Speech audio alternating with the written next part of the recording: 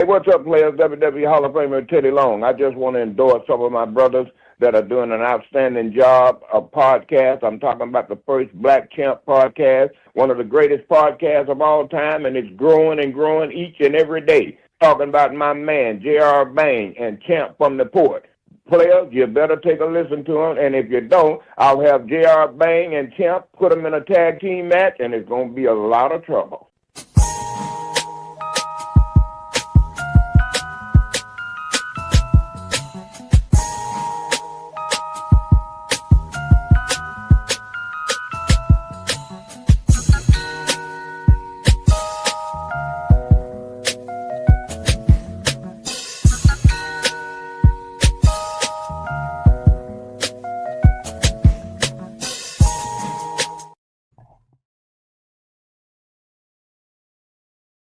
How are you?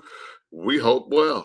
You know what I'm saying? It's we are right down the runway to WrestlePalooza. You know what I'm saying? A brand new PLE, a brand new specialty event, I guess you can say. You can say, you know what? We don't really know. We don't really know. But it's supposed to be a new marquee spectacle from the promotion. And hey, we are here to talk about that as well as everything else in the wrestling world. So, as normal, get ready because it is time for the first Black Champ podcast. And I am your podcast intercontinental champion, Camp from the Port. And I am JR Bang. Make sure you rate, like, subscribe, wherever you get your favorite podcast. Barber's Chair Network is the home. Follow us on everything at the FBC POD. Make sure you go ahead and get that merch. You see Camp got that red on, stuff that too. Lots to talk about today. Before we get to the actual wrestling part of the show, let's talk boxing. Let's do it. Last night was one of the biggest boxing matches in recent memory. Terrence Crawford jumping up 2 weight classes to go up against Canelo Alvarez. Yeah. A lot of people was looking at this as a 50-50 fight. And if you let the scorecards tell it, it was damn near there. Not to me, though. But Terrence Crawford defeated Canelo to become the first male boxer. We'll make sure we get this straight because I don't want somebody to send this clip to Clarissa Shields. Right. She say, hold up, wait a minute. The first male boxer to be undisputed champion in 3 weight classes. Terrence Crawford was undisputed at 140, 147, and now at 168. Judges had the scorecards 116, 112, and 115, 113 in favor of Terrence Crawford, making history last night, becoming the best pound-for-pound boxer in the world to everyone and the face of boxing. Netflix, first of all, shouts out to the pay-per-view era being over, I think. Right. I want to say I think. And the reason why I want to say I think is simply because with the amount of money you spend on these streaming platforms, you spending something either way it go. But we ain't had to spend $125 on this damn fight. Or inflation, probably 200. It was all on Netflix. Also, this was Zuffa Boxing's first fully promoted fight, so that's why you guys saw it on the WWE platform and all of that. Everybody and their mama was at the joint last night, including my cousin. Shouts out to my cousin Kamal, who was up in the building last night. I think J.R. Reed was in the building last night. Saw a couple. Yeah, I think he was in the building last night for, like I said, the biggest. Let me rephrase it. The biggest pure boxing fight. Okay, I got you. Because of the Paul brothers. Yeah, the Paul brothers. You know, you got what, Jake Paul going up against Tank Davis. I think, which is confusing to me. Yeah. But we're gonna talk about pure boxing and how this was one of the best matches, best nights in recent memory. Did you get a chance to watch the fight? What was your thoughts?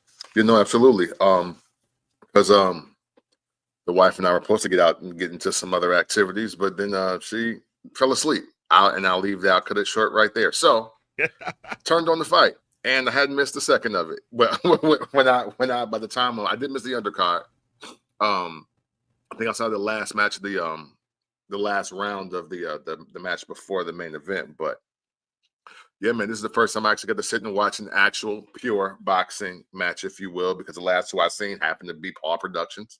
Uh, so, no, it was great. I'll say this, I won't lie. About round 6 to 7 or 8, I did doze off just a tad, but then I was right back up for like 8. Long day. We were at the fair and everything. Tried to watch the wrestling event at the fair, but this white lady was being kind of rude, so we just left because I didn't have cash, and I was like, nah, I don't even want to give her my money now. So we out. But I'll say this, as a person who didn't really know much about Bud until like the last like 3-4 years, I would say, for me, because I don't follow anything avidly anymore outside of wrestling.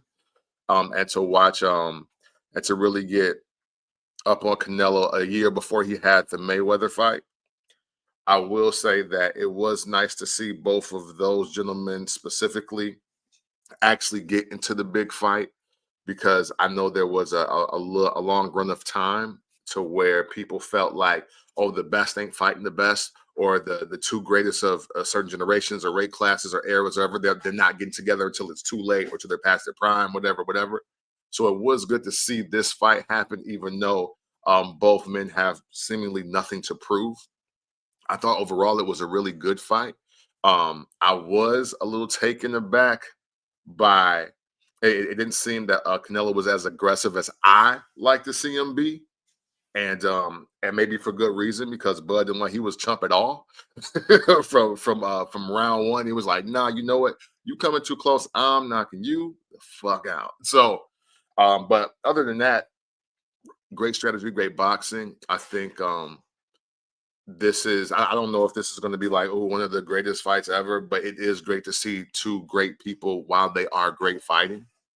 And so I think that's the biggest takeaway. And man, and I mean, not for nothing, congrats to Bud, because it don't some people, and I know, even though like obviously people with more like knowledge of boxing were saying, hey, this could go either way. A lot of people didn't seemingly give Bud a chance, and I didn't understand that. But I think overall we did get a good fight. I don't think you got the best fight of the night, but definitely a good fight nonetheless. Yeah, I missed the best fight of the night because I took 2 naps yesterday, not 1, 2, trying to prepare for this night. First of all, I will say this for Zufa and y'all, get the timing together, because there was no reason why a fight should have been taking place at 12:30. Facts. I I don't know, but the fight before the co-main event is what I got told was the best fight of the night. Them boys was Yeah. going at it.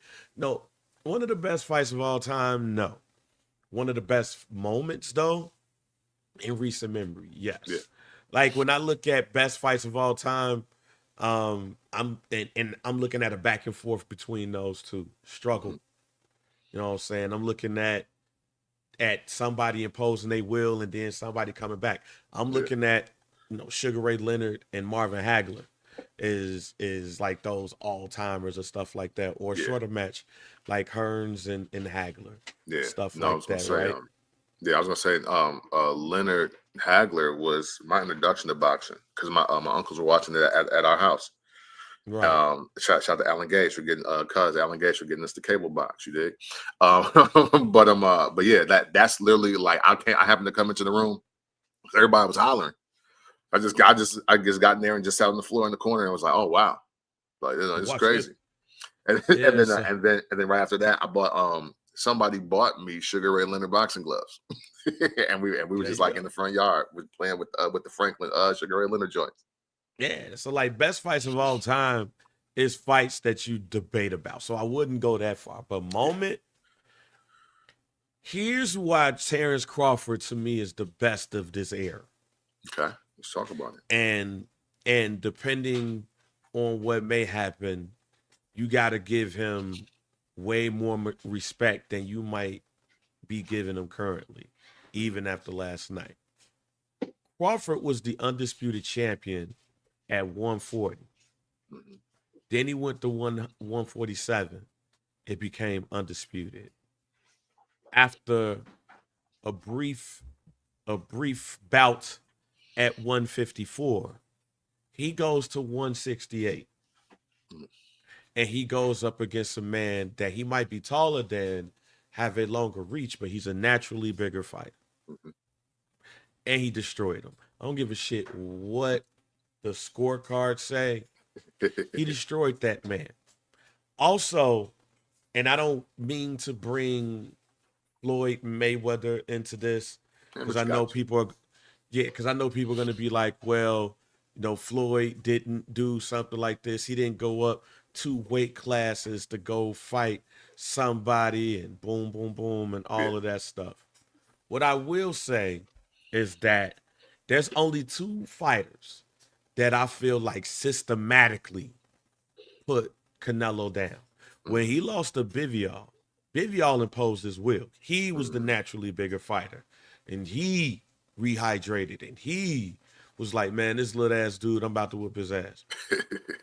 Floyd and Crawford are both naturally smaller than Canelo. And they systematically broke him down.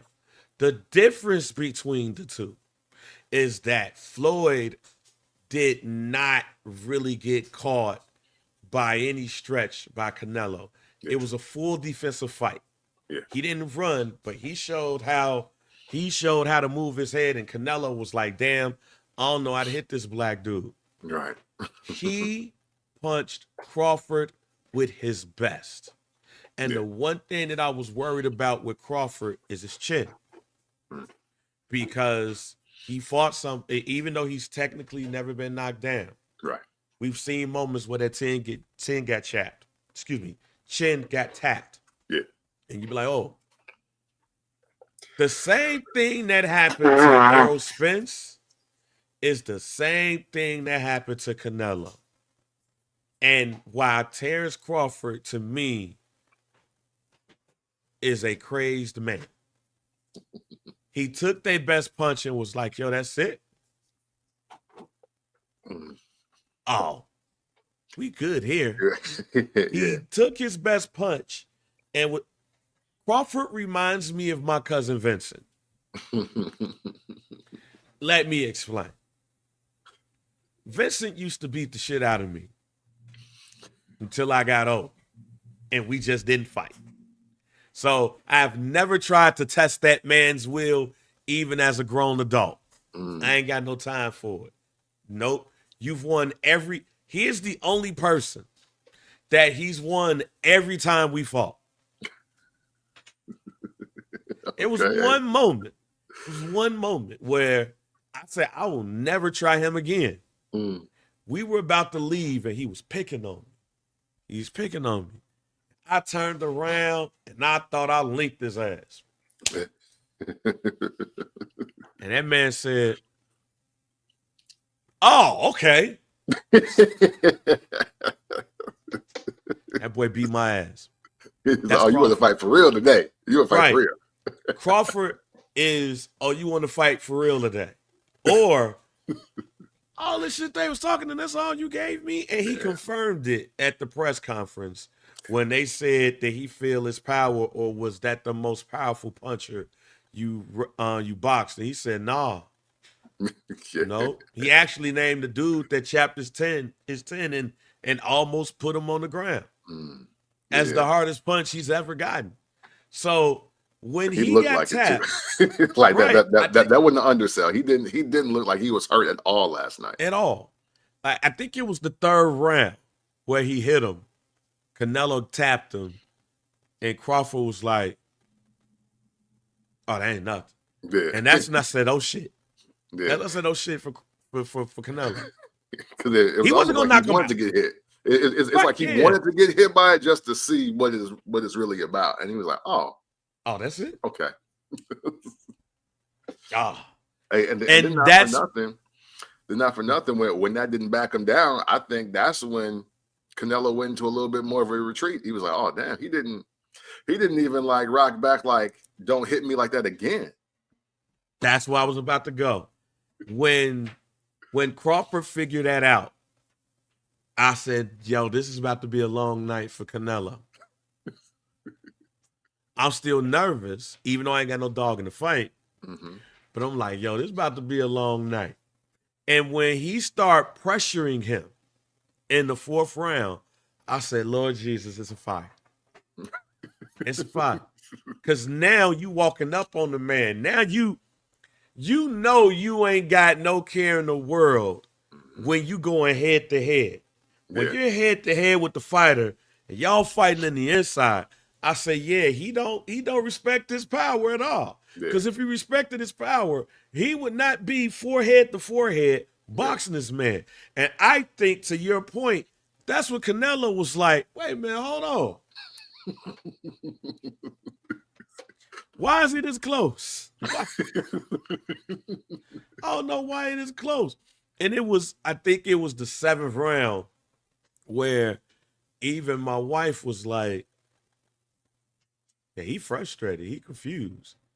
It was clear as day that Canelo would get a combination hit and then get tapped 3 times and be like, man, what the fuck?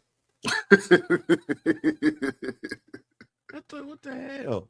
Yeah. So, look, man, all respect due to Canelo for entertaining this as well. Sure. You know, it was funny because when they first spoke about this fight, he was like, wow, he's smaller. If I lose to him, they're gonna say I beat a smaller fighter. You know, there's no win for me. Actually, Canelo, it is. Yeah. It is, because the fact that you went up against this man, and to me, this man beat you the way that he beat you, yo, we give all the respect to Canelo. I think at the end, though, however, Terence Crawford has shown himself to be the best fighter of this generation. When we looked at the fighter that would take over for Floyd Mayweather, we now know who that person is. Canelo has been the face of boxing since that time, but now it is Terence Crawford. I wonder what he's gonna do after this. Not gonna lie, no, we don't, Damien. We don't need a part 2 of shit. Yeah, because you know what, I do want to speak to that real quick, because as soon as his last name is Hernandez, I understand why he said we need part 2. Yeah, but no, when Max Kellerman came in and he asked that question, to me, I think depending on how you lose a fight determines if we need a part 2. Usually when it's unanimous decisions for 2 or more points, we don't need to see that again. Well needed. If Bud already jumped damn near 30 pounds, took the best shot, dominated the majority of the fight, what more do y'all need to see? Like, unless we're gonna do 3-round exhibition, let them swing for the fences for about a good 9 or 10 minutes, we don't need to see nothing else, because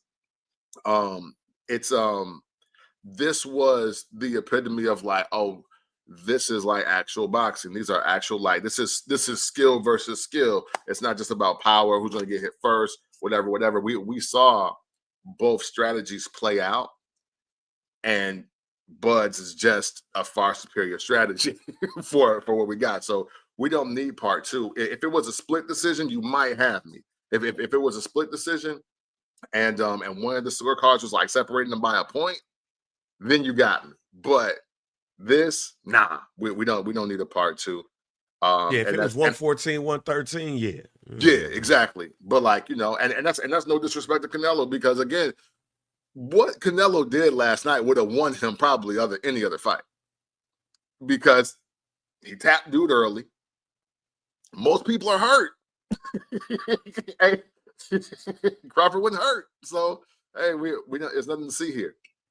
Damien, we don't need it for that. We don't need it for that. I'm gonna tell you what Canelo needs to do after camp. I'm gonna tell you what Canelo needs to do to save face, especially with his Mexican community, because I'm gonna tell you what he need to do next. What you got? He need to fight. He need to fight David Benavidez. That's it. Benavidez has been calling this man out for half a decade now. Dude. Oh yeah. Dude has been on dude heels. He's been calling Canelo out every which way he can. Mm. He don't need to fight Terrence Crawford. He needs to fight Benavidez. That's what he needs to do. I respect We that. need to see a Mexican civil war between those two, and that's who we need to see fight. We don't. Matter of fact, he probably would have saved his ass whooping on Mexican Independence Weekend if he went ahead and just fought Benavidez. It would have been very more entertaining for the Mexican community if he would have did it. But he wanted to fight a black dude. Now we got to look behind our back when we go to Little Village or Pilsen because he got his ass whooped by Crawford. But that's if those people in those areas are like, yo, we like Little Cinnamon, because they might not. I know at least one Mexican that don't like cinnamon, and that's Francisco. Okay. I really need to text him and be like, yo, how you feel? And he gonna be like, yo, I'm glad he got his ass whooped. Oh, but shit. if he hates him. But if what Canelo needs to do, if I am Canelo,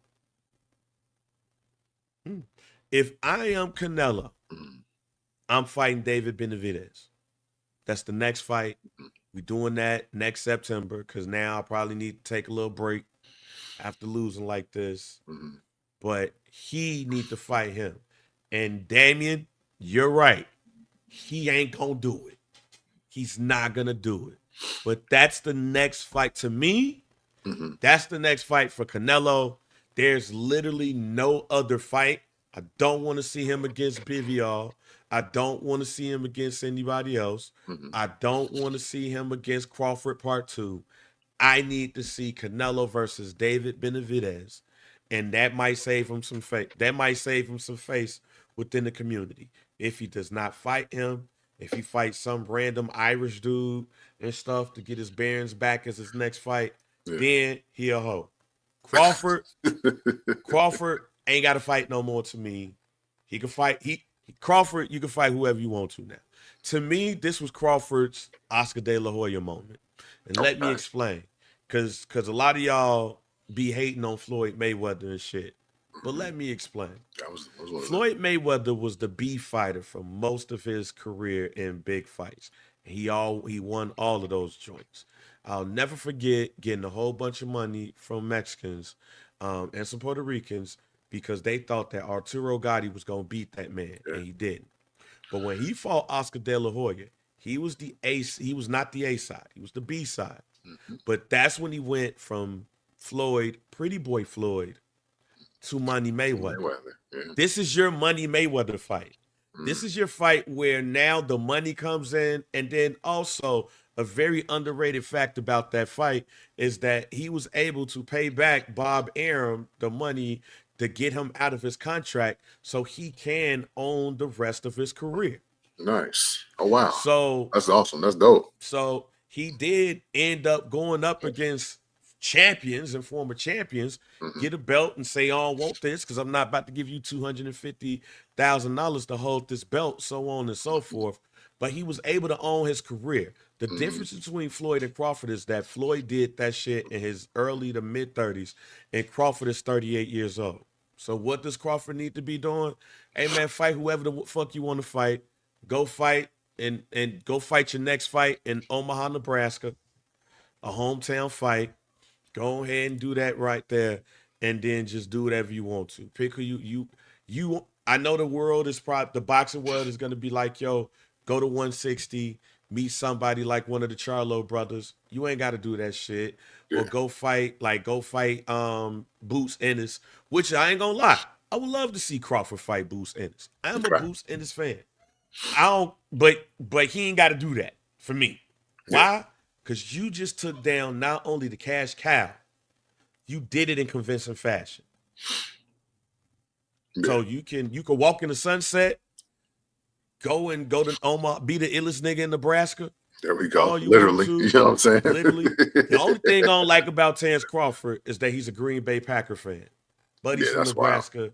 I understand he's from Nebraska. You either got to be a Minnesota Viking fan or a Green Bay Packer fan. Shit, no, you don't. Nebraska, he could be. Shit, he could be a Rams fan. He closer to Missouri. Oh wait, they're in LA now, right? I mean, they're in LA now. Yeah, that's right. Hey, yeah. all I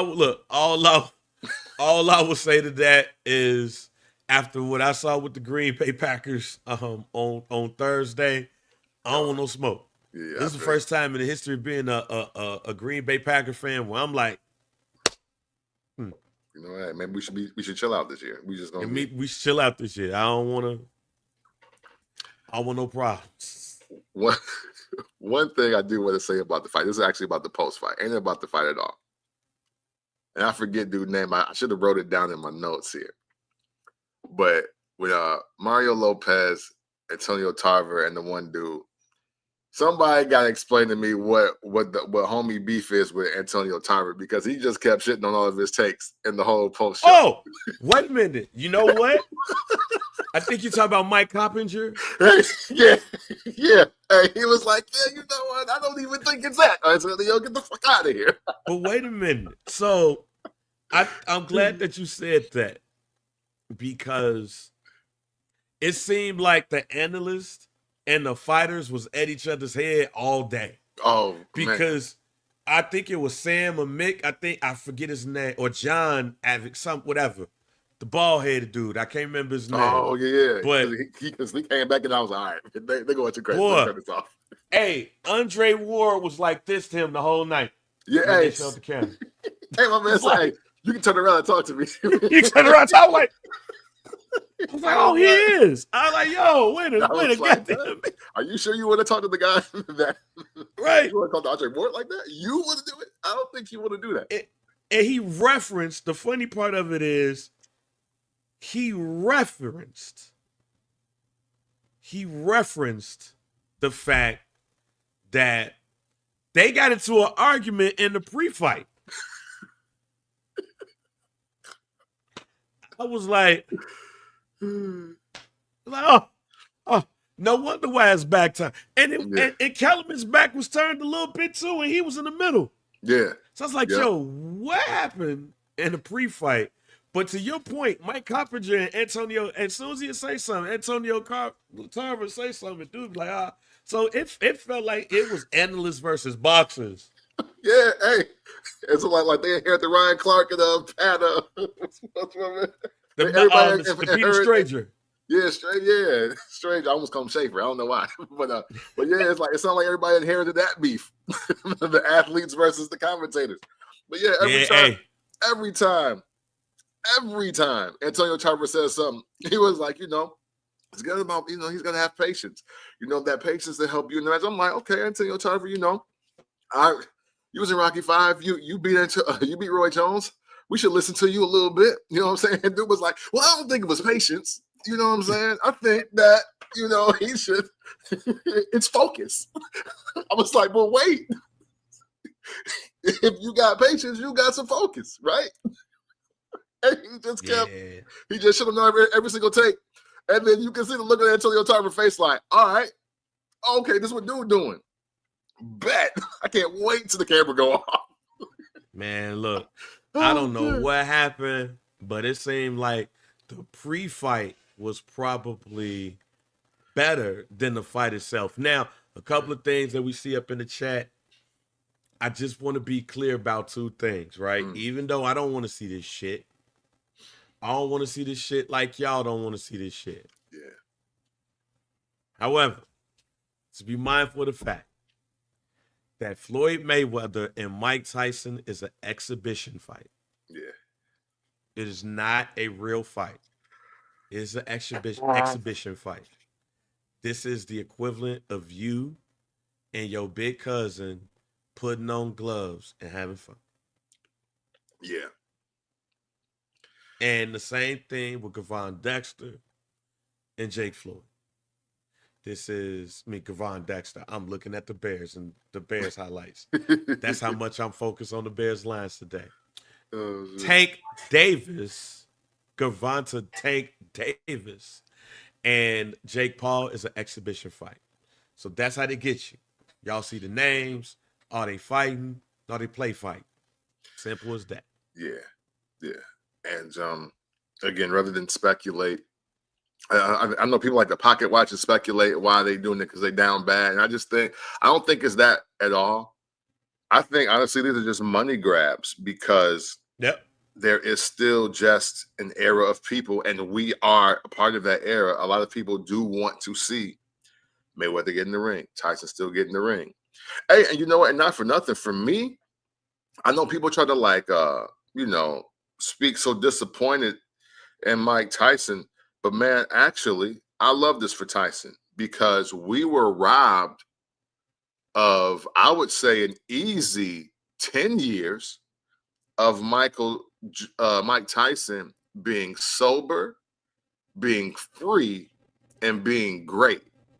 So if he want to go get whatever M is on the table for him at this age, because he's late 50s now, mid to late 50s now, I say go do it.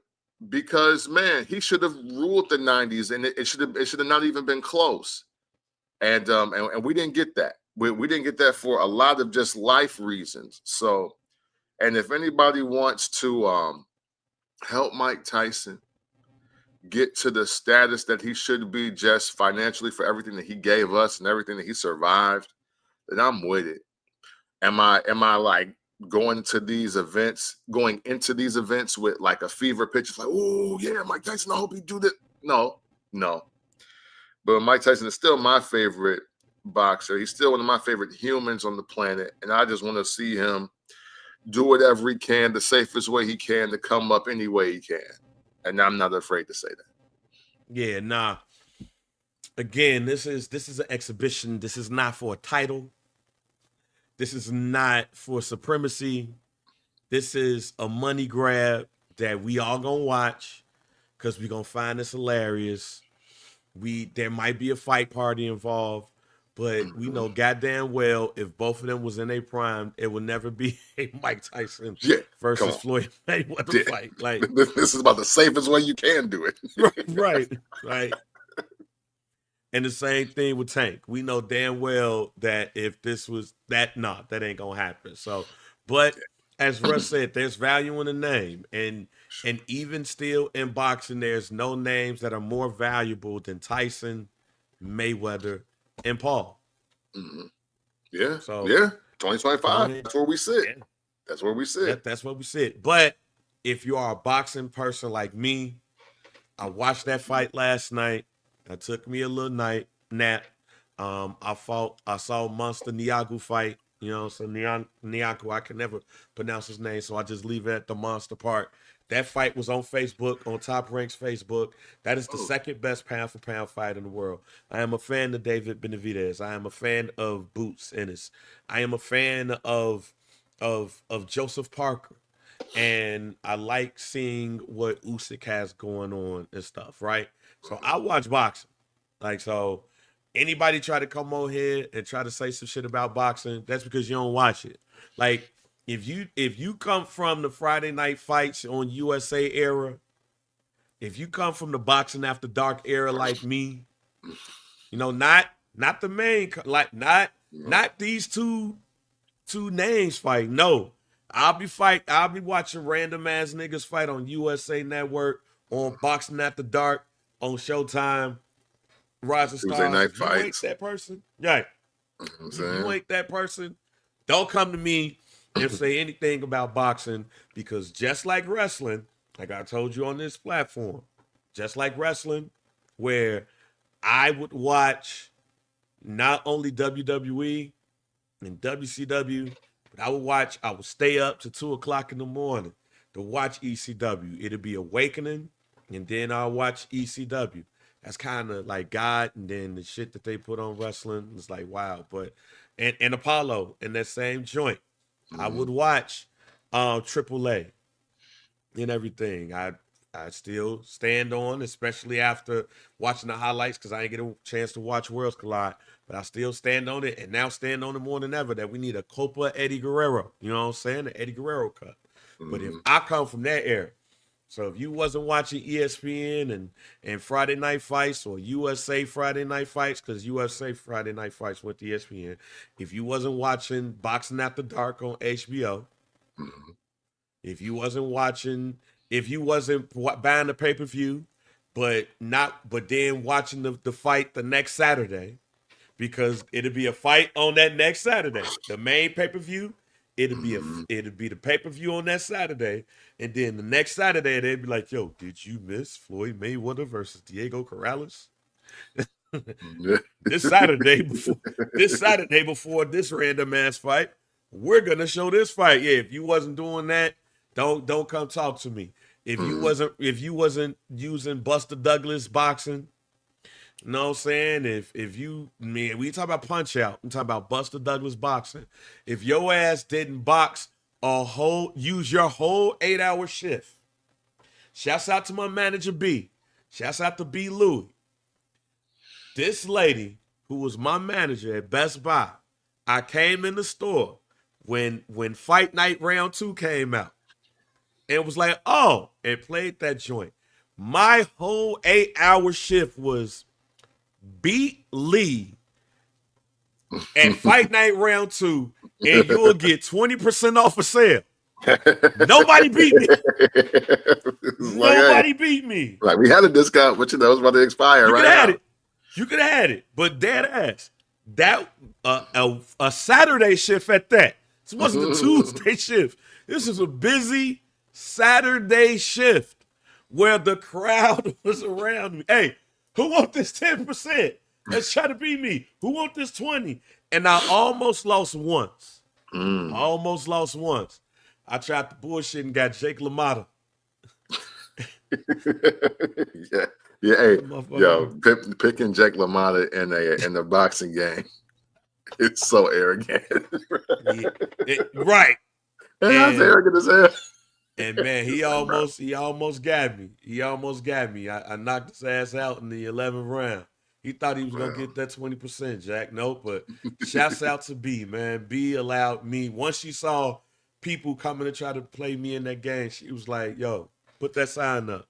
20% off. Step right up. And nobody got that 20%. That was the best work shift I ever had in my life. Play Fight Night in my Best Buy uniform and not lose either. Oh man.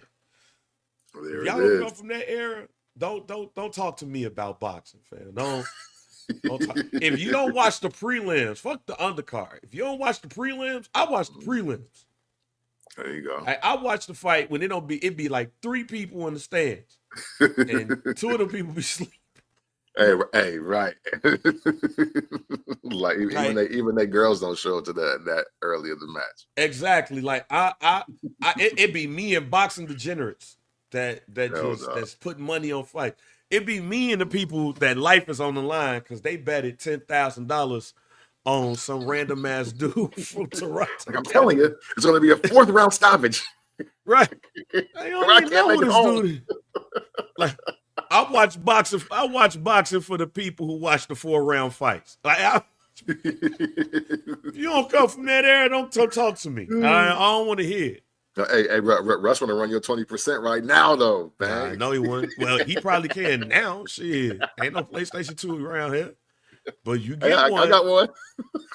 Well, you still mad at me from SmackDown, so let's just. No, hey, I'm not though. See, hey, look, you like bringing it up. I never talk about it.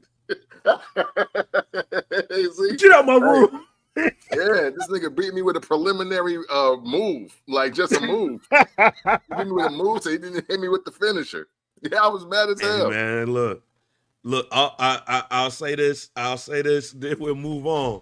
Hey, I lost my luster in Madden and 2K. Y'all ain't messing with me in these combat sports stuff. Y'all ain't messing. I'm gonna stay with that. All right, even UFC. I'm gonna stay with that. So, but man, hey, but go to Netflix. Go to Netflix. Watch that fight. That's one thing I like about Netflix. You go watch it again, and I'm watching that whole undercard because I missed that shit. No, for sure. That's definitely coming in handy. We resubscribe just in time. Exactly. All right, so man, not a lot of wrestling to cover, but we will. But there's news to cover. All I want to say is that the WWE may owe me and Kent from the Port some money, a job, or both. Man, let's listen. when the WWE started going to Saudi Arabia, we didn't even call it Crown Jewel Nope. or none of them. The greatest Royal Rumble. We ain't calling none of them shits. We was counting that shit down. Saudi Mania 1, Saudi Mania 2, Saudi Mania 3, 4, 5, 6, 7. Mm-hmm. There's been rumors since the TKO purchase that the WWE could possibly have a WrestleMania in Saudi Arabia. Right. And Listen. the word got leaked on Snapchat by one of Turk Sheik, however you pronounce my man's name. I don't want to mess it up. And then he sent the Saudi Arabian authorities to come scoop me Right. out. But it leaked on Snapchat. But then it became official this week, where in 2027 the WWE will be holding WrestleMania in Saudi Arabia. There are a lot of fans, as you see. Russ has said the WWE is officially sold out. I have some thoughts that are probably not going to be popular. So I'm going to start with you, Kent. All right. Oh, well, shit. Yeah. Saudi Mania. Saudi Mania, the materialized version. I ain't gonna lie. Once they said 2027, it literally made me think. I was like, damn, they've pushed all the American dates back because I don't know. Maybe I was being a little facetious, but I thought Minnesota and Indianapolis were going to be getting the next two, followed by Tennessee, and I thought that was 27 through 29. Especially when they said they were going back to Vegas. Obviously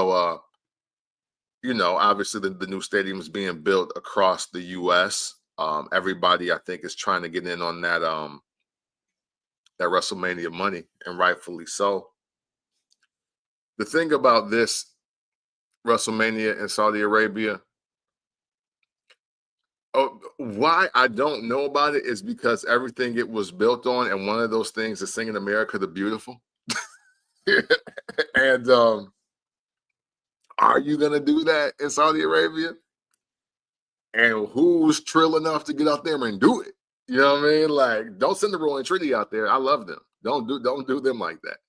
I thought about that first and foremost. Well, that was the second thing I thought about first. Was I was like, damn, I thought Minnesota, Indianapolis, Nashville. I thought that was like the next three. And then it was, damn, who gonna sing America the Beautiful, or are they just gonna omit that portion of the show?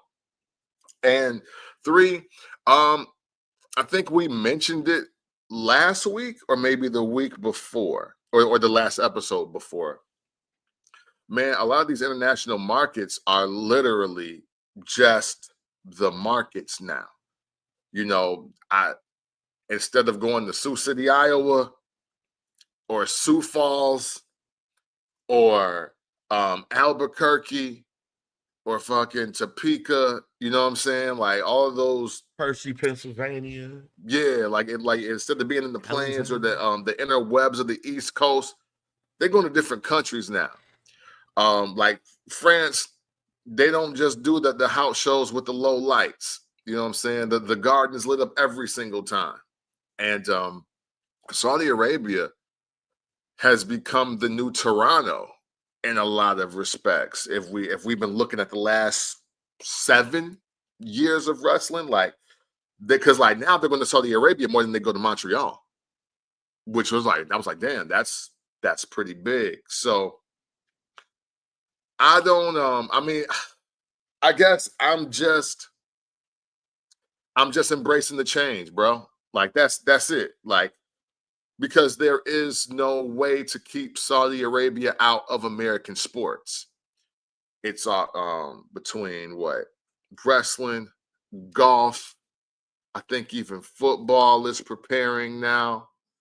I think everybody, but and to a degree basketball. But I'm just embracing the fact that we're no longer, it's not the map now, it's the globe. And the globe means there's money everywhere. It's time to invest in and cash out. So I'm just embracing that change. I will say that everything that I thought Saudi Arabian PLEs would be, they've kind of debunked that from the Greatest Royal Rumble on to right now, and the first Crown Jewel up until now. So, it's just what we got to get used to, ladies and gentlemen. And I don't even want to get my heart rate up over anything that I just haven't seen the last 5 years for sure. Anyway, let me first say I'm excited. A 1 o'clock WrestleMania? Oh, Nick. There's that, though. Fam. Look, Money's thinking about, hey, damn, you're going crazy. So, there's 3 things. And I know this ain't gonna be a popular podcast as far as me though. Okay. Let me first say, y'all got to stop saying WWE and say TKO. They're no longer. They are under a parent company, ladies and gentlemen. So WWE didn't sell out. If you want to say somebody sold out, Vince McMahon sold out. Vince McMahon sold the WWE and TKO was created. So if y'all want to blame somebody, if y'all want to know, if this is the case, Vince sold out because he sold controlling interest. They are owned by a parent company. Parent company gonna do what they do. So the WWE didn't sell out. Vince did. Now TKO is the owners, and the owners are doing what they feel at its best. The same owners own UFC, and they don't give a damn about doing the UFC event in Brazil. They don't give a damn about doing the UFC in Australia. They don't give a damn about doing the UFC event in Japan. They don't care. They gonna do it. And you know what you gonna do? You gonna watch it. So shut the hell up. You gonna watch it. When they announced Roman versus Rock in Saudi Arabia, guess what you gonna do? At 1 o'clock in the afternoon, wide awake, barbecuing, feeling good, energized. You gonna watch it. So I want to hear that shit. This is probably going to be the best situation possible for a match like that. You mean to tell me it's going to be 3 o'clock and I'm going to be watching goddamn The Rock versus Roman during the day and I could do some shit at night? I ain't got to stay at home? Bet. Fuck. Shit. Yeah. All right. Thumbs up. Second of all, y'all, first of all, this I know a lot of y'all don't get no ass. Because y'all worried about the women being covered up. Thought it was supposed to be about the women in a great match. And let me, look, and my wife is right there. And I will say this in front of my wife because she will say it too. Hey, them trying to cover up them women, sorry, y'all, you can see the curves better. So if y'all want to be thirst buckets, what, you mad because you can't see no cleavage? You mad because you can't see titties jiggling? That's what I said. I'm so glad I'm married because I have a wife that I can worry about that with. If that is the case, if that's supposed to be the reason why I'm watching it, no, the matches with the women are gonna be amazing, and they're gonna cover up. And let me just say this again: look, you rather them be covered up or be in the t-shirts? That's the issue.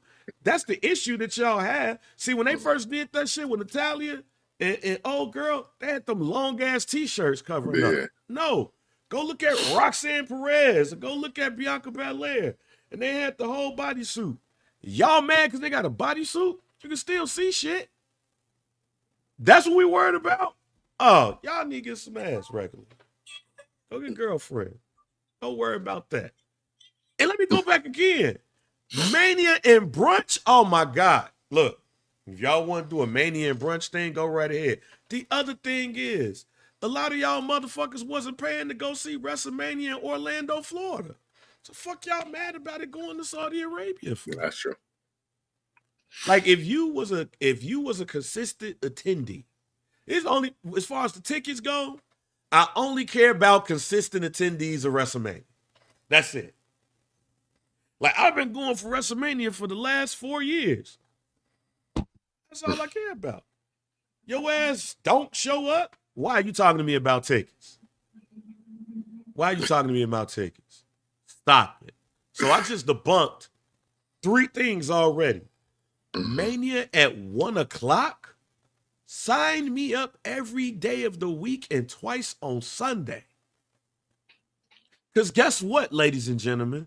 Y'all ain't old enough to remember this, but back in the day, pay-per-views used to be at like 3 o'clock. Like WrestleMania was during the day. Mm-hmm. So that's great. If you are consistent WrestleMania attender, let's go ahead. Like Russ, I've attended 7 WrestleManias live. Out here for you as far as the tickets go. It's fire. But if you ain't that, I don't want to hear it. I don't want to hear it. Why?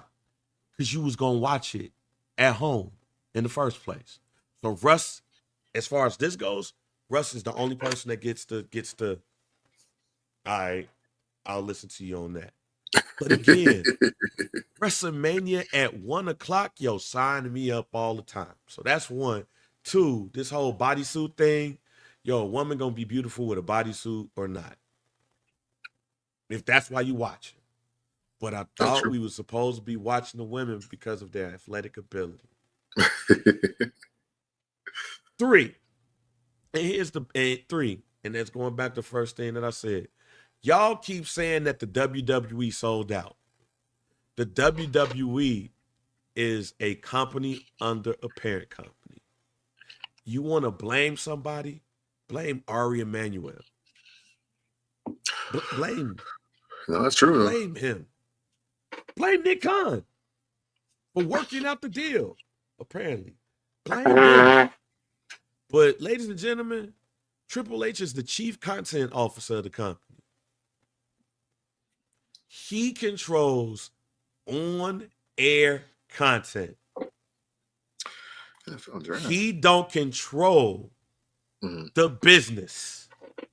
He's the chief. Let me say this again. He's the chief content officer. Mm-hmm. He ain't the CEO. He ain't the COO. He's not the man that signed off on to make the final decisions. He's none of that. Mm-hmm. This ain't got nothing to do with Triple H didn't approve them. And that when we have these conversations about the WWE doing shit now underneath Triple H's regime, that's face. He does not make final decisions, y'all. He a worker like you and me. He's an employee like you and me. He just got a better like pension job. Like he got better pension, he got better benefits. That's what look. Triple H is an employee with some great benefits, y'all. That's what he is. Triple H don't make the decisions. Nick Khan makes the decisions. Ari Emanuel make the decisions. I forgot the other dude name. They make the decisions. TKO. If you want to be mad at somebody, if you want to say somebody sold out, say TKO sold out. Triple H, just like The Undertaker, Bianca Belair, Liv Morgan, Charlotte Flair, and everybody else behind him are employees. Nick Khan, Ari Emanuel, you be mad at them. They're the ones who sold out. But the last thing I would say is to Camp's point, y'all need to be better fans. Y'all suck. Y'all suck as fans. Look, every time, you know what? Let me rewind that. Let me rewind that, Camp. Everybody else outside of Chicago sucks as fans. Y'all suck as fans. Tell me, who's the better fan base when it comes to this wrestling shit? United States or France? United States or Saudi Arabia? United States or Ireland? When we consistently watch the WWE overseas, the fans and their reactions are just better. American fans, they just want to be a part of the show most of the time. We want to hijack the show. That's what y'all get off of. Y'all just mad because y'all can't hijack WrestleMania Monday or WrestleMania Friday. That's what y'all mad at. They appreciate it more. Start appreciating shit more. Yeah. The only fan base, and I'm not saying it because I'm born and raised here, but the only fan base that I really get excited for in America is Chicago. Yeah. Everybody else, y'all suck. The only thing I'll tell you this. Facts, Johnny. Right. I'll say this and then I'll pass it to you. Because I got to go get me a bottle of water. The only thing that sucks about this is I don't think this is special as it might seem to be. Royal Rumble going to be in Saudi Arabia in 2026. And then it's going to be in 2027 that. Oh, I could have got it. And then it's been in Saudi Arabia for 8 years. So it's not special. You've been there already. That's the only thing. When SummerSlam was in London, that was special. Yeah. When it was in Toronto, it was special because we didn't see it. We know what we're going to see when we go to Saudi Arabia. So that is the only thing to me that I don't like. But outside of that, American fans, you suck. You trying to copy off of the overseas people. Y'all thirst buckets because y'all more worried about the women being covered up than wrestling when the figure and everything that you want to beat off to is still going to be there. Beat off. And I'm sorry, they just better than y'all right now. And the last thing I'll say again, this is not a WWE thing. This is a TKO thing. They sold out. Stop saying Triple H and them sold out. He's employees with a better benefits package than those wrestlers. The end. Yeah. It's yeah, no, you know, I think also when you talk about, you know, the London SummerSlam and Toronto and all of that, it's because there was at least some kind of connection, you know, even though they're from Calgary.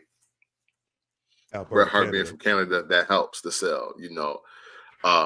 British Bulldog being, you know, from the London area or wherever.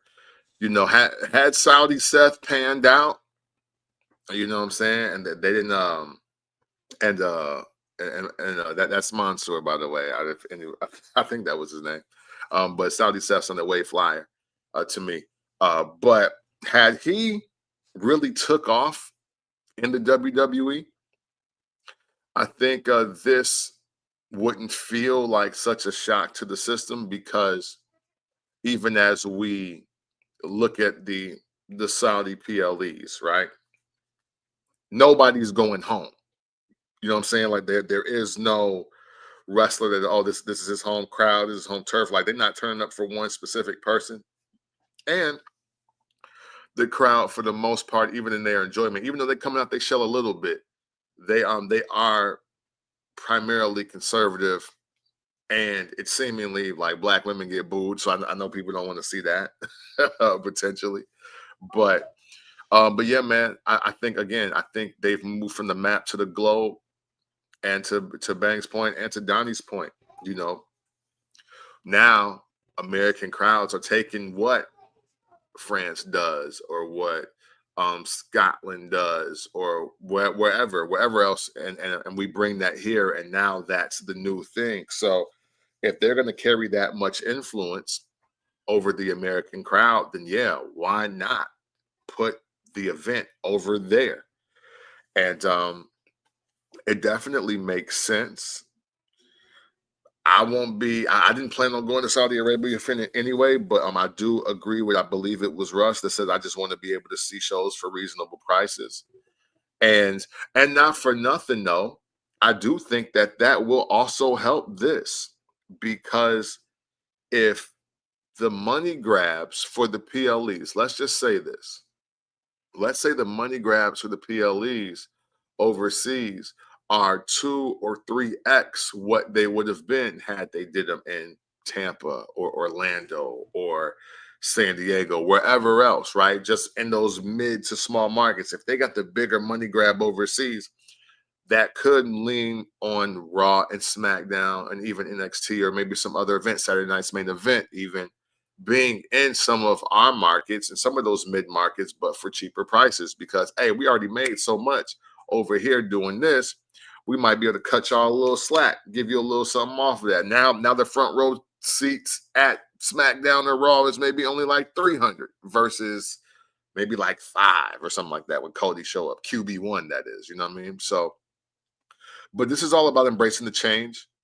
This is all about America not being the only game in town. America not being the only market that is high on pro wrestling. And TKO Endeavor is going to do that. TKO Endeavor, Zuffa, Dana White, Nick Khan, everybody that's at the front of these offices, man, they are trying to take over the entire planet with combat sports. And this is what it looks like. And that's all you need to know for right now. I'm glad that Russ just said this. You know how I know? You know how I know this is some bullshit? Because when Sami Zayn wins the 2027 Royal Rumble, when Sami Zayn wins the 2027 Royal Rumble and he goes up against Brock Lesnar at Saudi Mania for the World Championship and he wins, all y'all gonna be crying at brunch. I don't want to hear this shit. He said crying at brunch, huh? Oh, shoot. Sami Zayn did it. Oh, I can't believe it. Yeah, y'all mad now. But y'all gonna have y'all WrestleMania brunches. All these podcasts that are out right now that's mad as hell, can't believe that they sold out. When they have their WrestleMania brunches and they get to watch WrestleMania during the day and they ain't got the nod off when they see Charlotte Flair go up against Liv Morgan. Or they ain't got to nod off when Montez Ford goes up against Angelo Dawkins. And then, when we go for the main event, when you ain't got to do that, hey, it's a win-win for me. Well, hey, be better fans, man. Like, be better fans. That is true, though. Like, be better fans, because I'm sorry, y'all whack now. Y'all whack. And here's the other thing, too. And then we'll move on.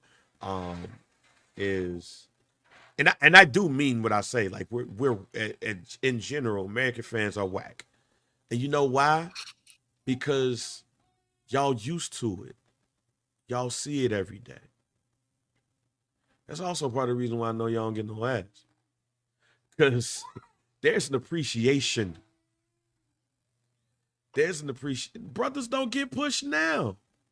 So, apparently during the internet, Russ, according to the internet, brothers don't get pushed now. So, even if that was the case. Like, even if that was the case. I ain't gonna lie to you. You say what? We got to get better at getting over with this new crop. That's what it really is. And look, all I'm gonna say is we ain't getting over now. So why would I complain about somebody not wrestling in Saudi Arabia? Hey, Montez Ford, Angelo Dawkins, come kick it at the first Black Champ brunch. Do it in Nashville or do it at the crib. But we gonna do it. If that's the case, we gonna do it. Matter of fact, why don't y'all come down? Let's do brunch. Hopefully we get enough money where we can say, hey yo, WWE, we gonna host a brunch in Nashville at this bar. And we gonna invite these wrestlers here and we gonna do the WrestleMania watch party at this brunch. Hey, State facts too. We can go like Russell, state facts too. If the internet says y'all don't push black people, so why do I care? Like, we be worried about shit that at the end of the day don't matter. Yeah, see, It hey, you don't know what? matter. Yeah, you know, honestly, that's honestly a great point too, though. Because if we were here for just the wrestling, it wouldn't matter. It honestly wouldn't matter. And that's me. And that may be just me, somebody that's been looking at wrestling since the 80s. Because and I'm not gonna front, like, would it have been cool to see a black wrestler? Yeah, but you know, I was high on Ron Simmons. I was high on Ahmed Johnson. Shit, to a degree, I was high on Coco Beware. You know what I'm saying? Wow. I'm not saying that we had the Oh, my bad. greatest representations. You know what I'm saying?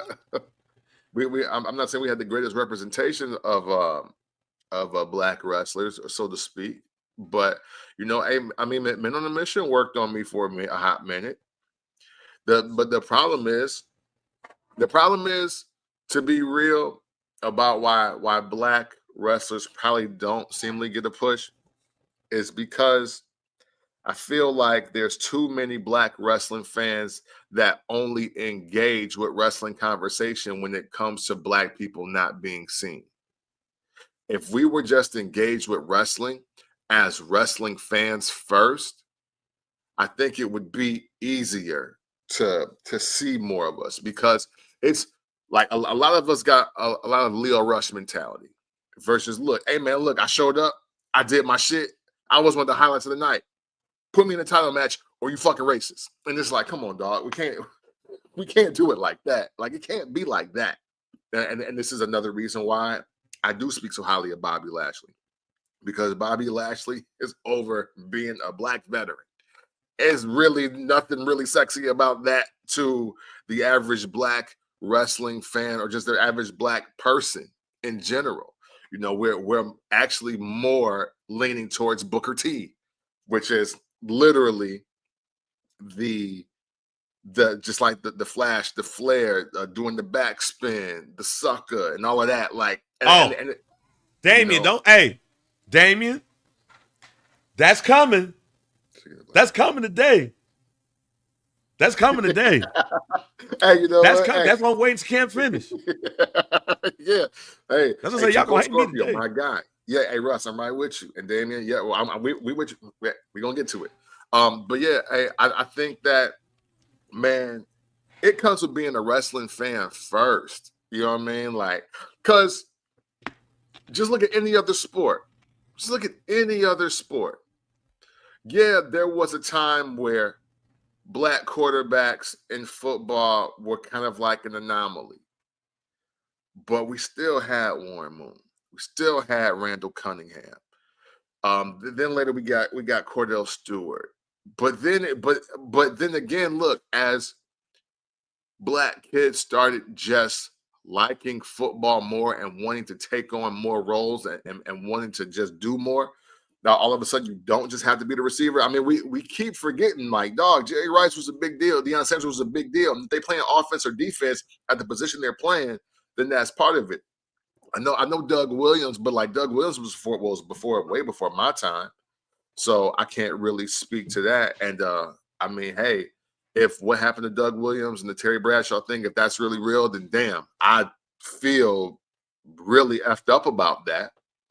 But the bottom line is, now there's 16 black quarterbacks on NFL teams. And as much as we want to make everything a race thing, I'm exhausted from it, because it's hard to be a fan of whatever you're talking about when race in general, when race is the general topic and not the sport that's the general topic amongst us. So again, I just want black people to be wrestling fans, because if you're really into wrestling in general, you're eventually just going to have a love and appreciation for the black wrestlers that are in it, and you'll be able to see it through a different lens. Like, I'm not pressed to see black people headline WrestleMania. I'm not pressed to see another Kofi Mania moment. I'm not pressed because Big E will never get his moment, because I like wrestling. Them brothers just happen to be black. Like, I'm cool if Rock and Roman headline. I'm cool with Cody and Roman headlining. I would be cool with Xavier Woods and Sami Zayn headlining if it made sense. It don't matter to me. I'm a wrestling fan first. I'm black in real life first, but I'm a wrestling fan first when we get here. And I think we need to collectively have that conversation before we keep talking about how black people don't get pushed in wrestling. The one thing that I will say to this is there's representation, and that's being good. And I don't want representation if the people that I'm watching ain't good. Do I just want somebody to be represented so I could just see them? Or I want them to run shit? See, that's my thing. Yeah. We could give The Rock all the flack we want about him representing his African American side. But The Rock made me look at Samoans differently. That's true. He made me look at Samoans differently. Before The Rock, I could use this for Samoans. Before The Rock, anytime I saw a Samoan, they had no shoes on and they was savages. Mm-hmm. They made it known that The Rock was a third generational wrestler. And they showed his daddy who was black and his father who was Samoan. And he still repped his Samoan heritage more than his black heritage. So all I knew was Rock basically being Samoan, even though his daddy was black. Mm-hmm. After The Rock, the only really Samoan character that was a savage that I remember is Umaga. 3-minute warning wasn't savages. Yeah. Rosie, once they were done with 3-minute warning, was a whole ass superhero. Rest in peace to him. Yeah. Then we get Roman Reigns. And we get the Usos. The Usos was doing the Samoan thing, but they wasn't savages. And then they came on TV looking like firecrackers and wearing Air Force Ones and shit. Because that was probably what they were more closer to. Of course, from the gear that they wear outside of the show. Mm-hmm. Roman Reigns and the Usos made me look at Samoans a lot differently than I did before. Just like there's been many black wrestlers that made me think of black wrestlers, but they're good. But I also know that the demo just might not allow certain things. We famously say on this show, white men ages 18 to 34 are the demo in wrestling. So guess who's going to be harder to get over? But you know who's gotten over? Bianca Belair, Bobby Lashley are two that's gotten over. I don't want black people to be represented just because they black. Right. I want black people to be represented because they good at what they do. And if they're good at what they do, then the WWE understands that there's another target demo to go after. Yeah. Don't do it before you have that question. Don't say, hey, we need a black wrestler. Let's go get Coco Beware. No. Yeah. That man is damn good, and now we got to put him over. Yeah. But we're not going to just do it just to satisfy me. This shit got to make sense because it never works. Kofi Kingston, to me, didn't work because he was black. It worked because there was a great storyline to go around it. Yeah. However, what also attracted to me is that he was black. The blackness was secondary. It was not primary. A lot of people, when they have this conversation, they want black to be primary and not secondary. Yeah. They want this dude to be pushed because he is black. I want his blackness to be secondary.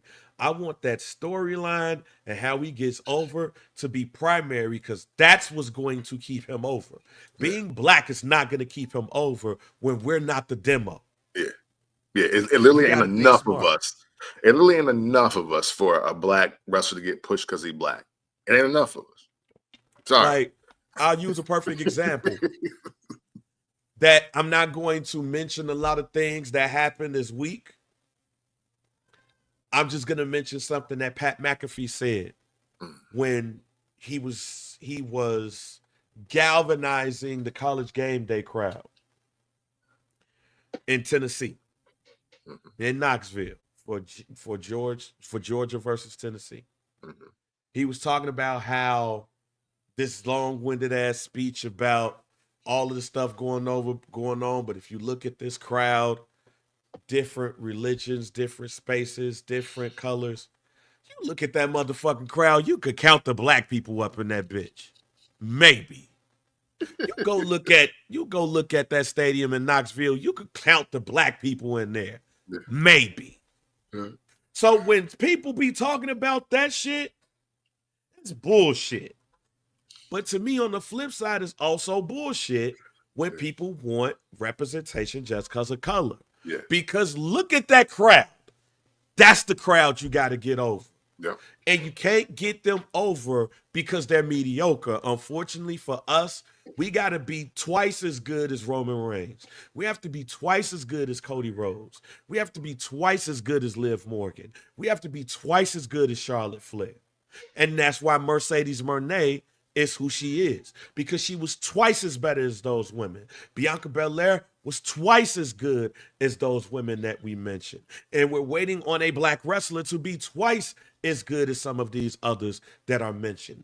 Because again, in order for them to stay over, they need that. And sure. That's why I hate that representation, how they put it conversation, because y'all mamas and y'all daddies told y'all that we got to be twice as good. We got to be twice as good as the other people in order for us to stick around.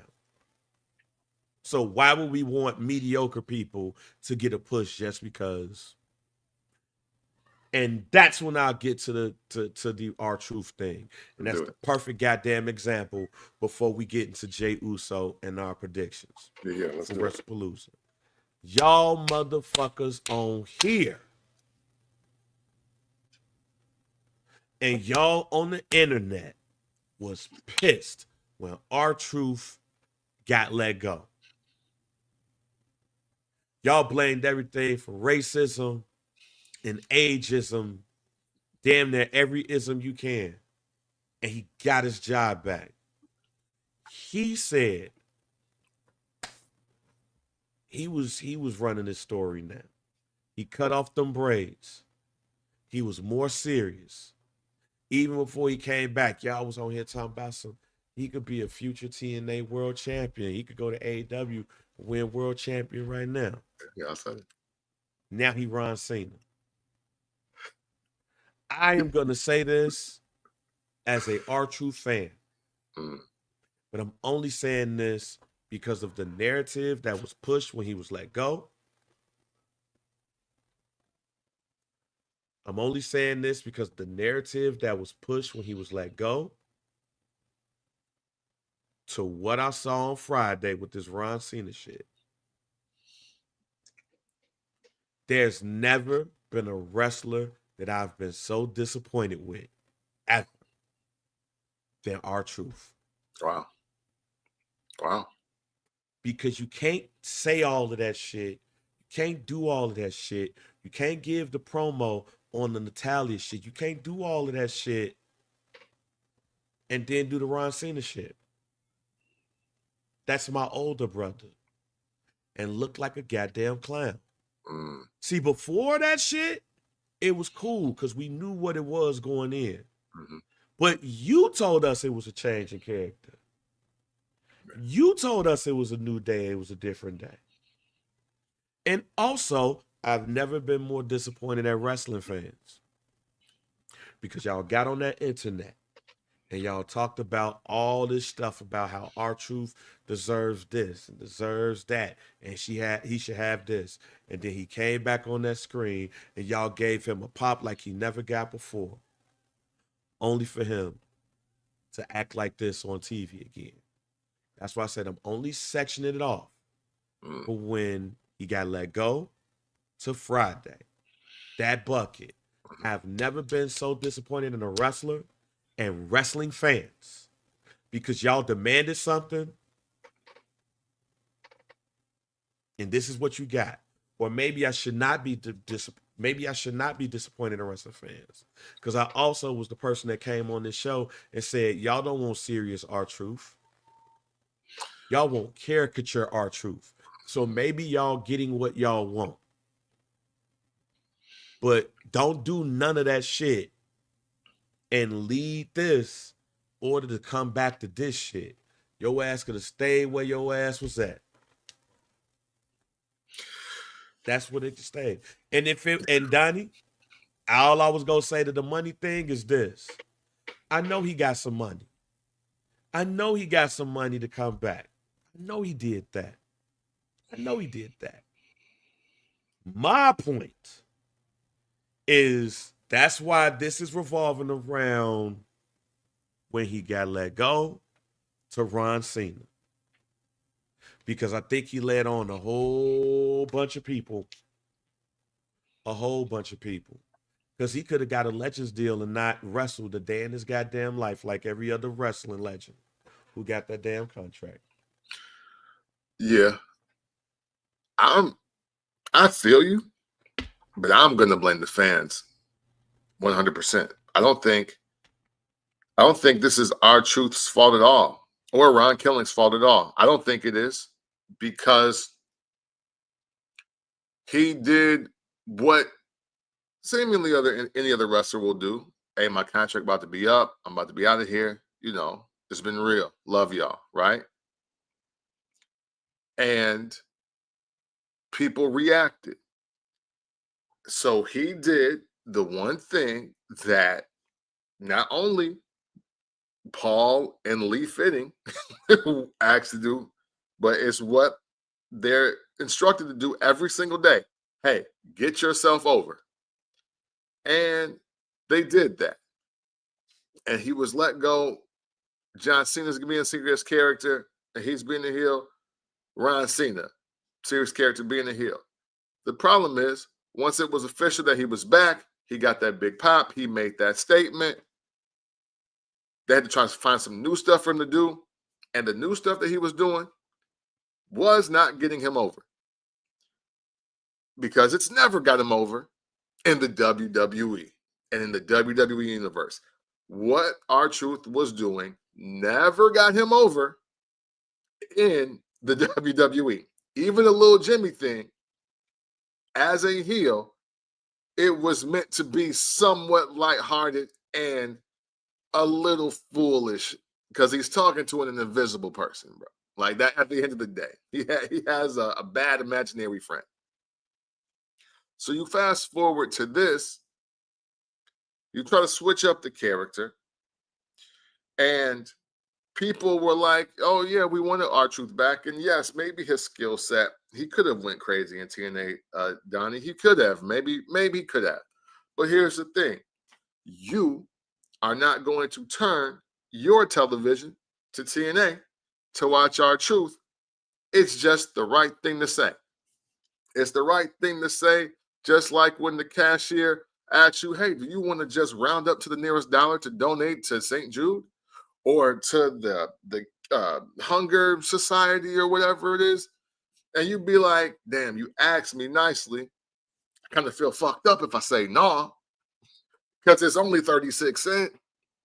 But you don't want to do it. You don't want to do it. And that's the thing that's happening with R-Truth. R-Truth is the roundup donation. He's also earnest at the job, but he's also the roundup donation. It's like, hey, look, yeah, it's the right thing to do to just keep him here and just help him out. But I ain't really trying to do it. But you asked so nicely. And y'all made such a big noise that they were like, damn, okay. The crowd seems to be invested. Our audience seems to be invested because even the white men aged 18 to 34 were invested in R-Truth not leaving the WWE. However, you didn't realize that you were not watching them every week. You were not watching them every month. He wasn't your main reason for turning on the programming. And as a result, With a character change, you care less. And they showed us that. So now we're back here. So I blame the fans. R-Truth, hey, look, hey, we helped make another black man another extra million. That's awesome. I'm glad we can come together for that. Now let's spread the love back the opposite direction so we can all get the M and go off and do whatever we want to do. Hey man, I feel you. Only thing is to that is when you change your character around and then you go back to, I won't use that term. When you go back to being a caricature of what you could have been, you could have stayed your ass where you was at. There's now multiple places where you could go get money. Facts. That Right. If this was low key, Kip, if this was 2003 when there's no WCW, then I'm like, oh. But man, look, man, now there's multiple places where you could go get money. Mm-hmm. Go get money. I'm never one of those people that trips because somebody goes to the competition. Mm-hmm. Because you go get money. It's just when you start doing that other shit.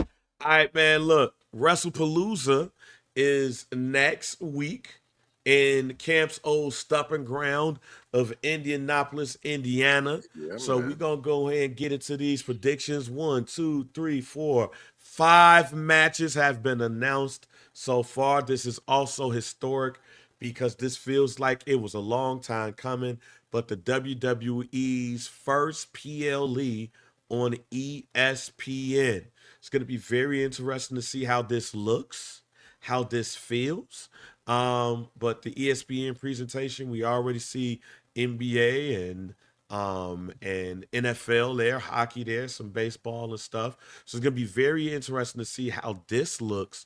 But very excited to see ESPN and the WWE together. I see how the WWE has programming has been implemented into ESPN programming because I see them doing recaps, commercial recaps on SportsCenter after Raw and SmackDown is over with.